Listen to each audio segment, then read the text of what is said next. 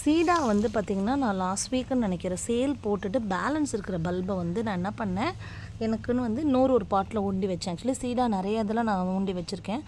அதில் இந்த பாட்டில் பர்டிகுலராக இப்போ ஒரு சேல் போடுவேன், பேலன்ஸ் வந்து 1 or 2 பல்ப்ஸ் இருக்குது அப்படின்னா நான் நியூவாகவே பாட் பண்ணி வைக்கிறது.